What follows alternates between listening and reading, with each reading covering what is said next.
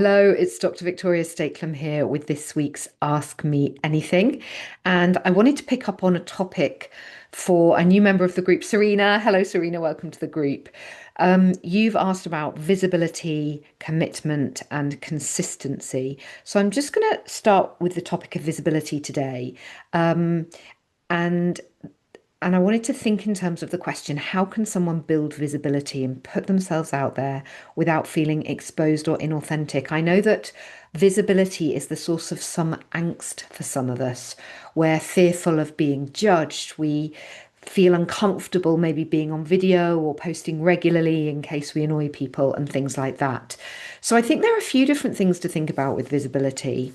The first thing is probably a mindset shift. We imagine that if we, for example, post daily on social media channel, whatever, Facebook, Instagram, we imagine that the people in our world will get annoyed with us, will judge us, will be fed up of seeing and hearing from us.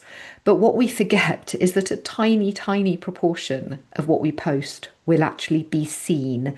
That's just the nature of the famed, dreaded algorithm. So we often build up fear in our mind of other people seeing us and judging us for that visibility that's completely unfounded.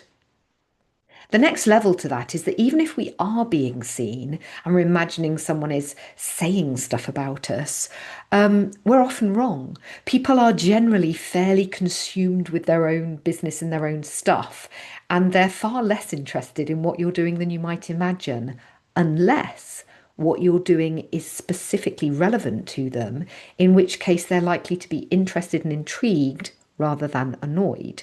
So that's the next level of mindset shift that I think is available.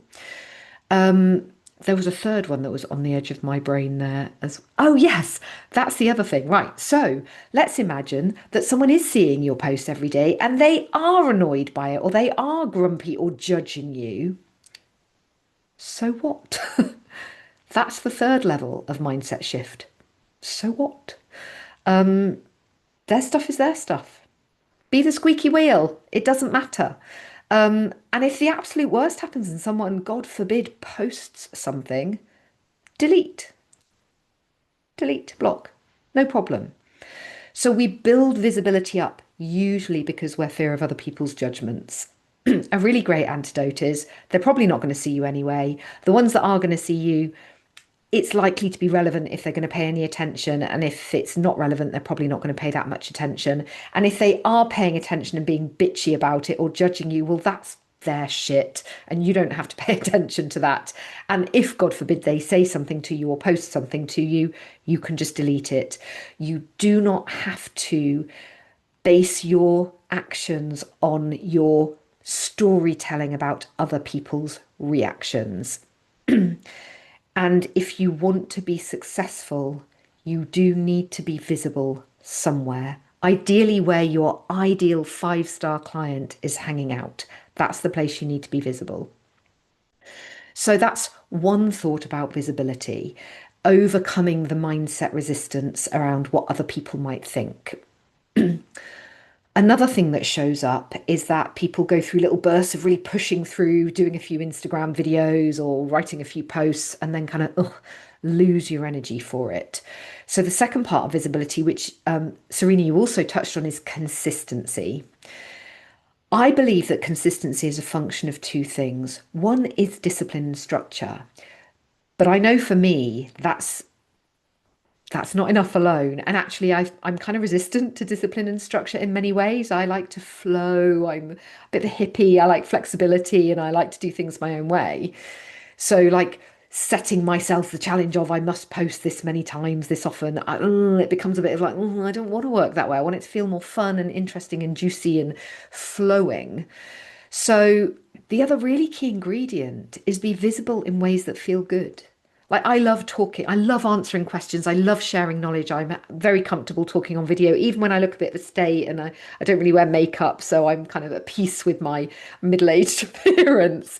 I still love doing this. So it's easy for me to do with relative consistency. But for someone who hates being on video or isn't at peace with their appearance or feels the need to spend an hour in hair and makeup first, that's going to be harder. So choose a way of being visible that works for you. I'm not big on in-person networking. I'm a bit of an introvert. I find it a bit draining. So for me, in-person networking isn't necessarily a great way to do visibility, but for someone else, it'll be a great way. They love meeting people, they love being out and about, and they've got the energy and time capacity to do that. Great, great way to be visible. I'm comfortable on video. Some people love to write. So the key with visibility is yes, have some structure and discipline and internal accountability. I try and record a video for one of these questions each week. But the other thing is do it in a way that feels enjoyable. Because if you enjoy something, you will feel less resistance, you're more likely to do it, and crucially, you're more likely to keep doing it. And the other little nuance to that is when you're doing something that you enjoy, it's good vibes and you're much more likely to get good vibes fed back to you. Whereas when you do something through resistance or you feel a bit grumpy or awkward or not in alignment with the thing that you're doing, that energy is more likely to trickle out and call in less helpful answers, less helpful responses. So, on the one hand, yes, a bit of discipline. On the other hand, alignment. And if you can do those two things from a mindset of, this is okay, I needn't be judged, and if someone judges me, that's their stuff and I don't have to pay attention to it. I think that combination is a really good way of achieving consistent visibility. And crucially, remember to be visible in the places where your ideal client is hanging out, because otherwise you could waste a lot of effort and energy being visible and only your local neighborhood community actually seeing you, and they may not be your ideal client. So think really carefully about where your ideal people you want to work with or buy from you or, build business relationships with. Think really carefully about where they are hanging out. That's the place you want to target your visibility.